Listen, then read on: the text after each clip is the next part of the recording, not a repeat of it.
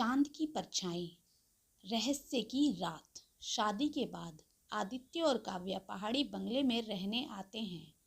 वो बंगला बहुत पुराना है, लेकिन सबसे खूबसूरत बात उसकी बालकनी में दिखता पूरा चांद। हर रात काव्या चांद की तरफ देखती रहती है, कभी मुस्कुराती, कभी आंसू पोंछती। आदित्य हंसते हुए कहता है, काव्या तुम चांद के बातें करती हो। काव्या बस इतना कहती, वो सुनता है, बाकी दुनिया की तरह नहीं। कई दिनों से आदित्य को महसूस होता है कि काव्या हर पूर्णिमा की रात कुछ अजीब सा व्यवहार करती है। कभी छत पर जाती है, कभी झील किनारे, और हर बार उसकी आंखों में वही नीली चमक दिखती है।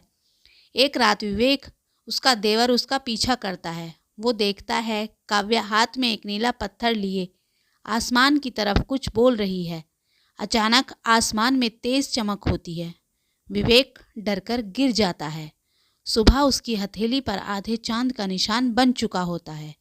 अगले दिन दादी माँ पुराने संदूक से एक डायरी निकालती है। यह हमारे वंश की सच्चाई है।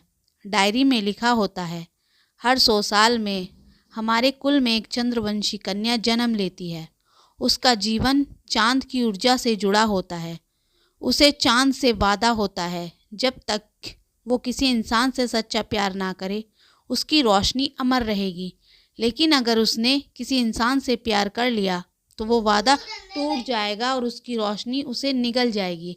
आदित्य हैरान, मतलब काव्या? दादी सिर झुकाकर कहती है, हाँ बेटा, तुम्हारी पत्नी वही चंद्रवंशी कन्या है। रात को आदित्य काव्या से पूछता है, काव्या तुमने मुझसे क्या छिपाया है? काव्या की आंखें नम हो जाती हैं। वो कहती है, मैंने चांद से वादा किया था कि जब तक मैं उसकी रोशनी का हिस्सा हूँ, किसी इंसान से प्यार नहीं करूँगी, क्योंकि इंसान का प्यार नश्वर होता है और चांद की रोशनी अमर।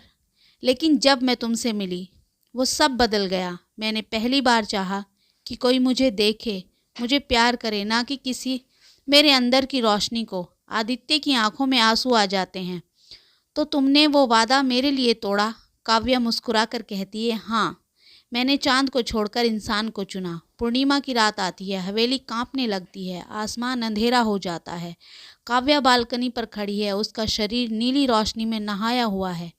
काव्या चिल्लाकर कहती है, आदित्य, वो मुझे वापस बुला रहा है। आदित्य दौड़ते हुए आता है, तुम कहीं नहीं जाओगी काव्या। काव्या कहती है, अगर मैं रुक गई तो ये रोशनी तुम्हें भी निगल जाएगी। पर एक वादा करो, अगली जिंदगी में जब तुम चांद को देखो तो तुम मुझे याद करोगे। आदित्य उसका हाथ पकड़ता है, हर जन्म में, हर आसमान में मैं तुम्हें ढूंढ लूँगा। तभी पत्थर चमक उठता है, काव्या की हथेली पर आधा चांद बनता है और उसी रोशनी की एक झिलमिल सी किरण आदित्य की हथेली पर भी उतरती है। फिर अचानक सब शांत हो जाता है। सुबह हवेली में बस शांति है। काव्या गायब है, बस वही नीला पत्थर बालकनी पर रखा है। उस पर उभरा हुआ है, प्यार का वादा पूरा हुआ। सालों बाद आदित्य अब एक प्रसिद्ध खगोल वैज्ञानिक है। वह अंतरिक्ष में चांद की सतह की तस्वीरें ले रहा होता है और अचानक कंप्यूटर स्क्रीन पर एक महिला का चेहरा बनता है। वही मुस्कान, वही आंखें, काव्या।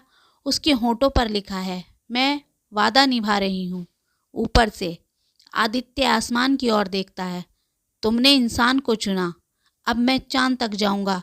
तुम्हारे पास रात का आसमान, पूरा चांद, हल्की हवा। कैमरा उस पर जूम होता है, चांद पर हल्की परछाई बनती है। एक जोड़े की हाथों में हाथ डाले प्यार से तस्वीर बनती है। जब रूह बन जाती है, वो वादे नहीं तोड़ते, वो बस नई ऊंचाइयों पर निभाए जाते हैं, ज़मीन से चांद तक।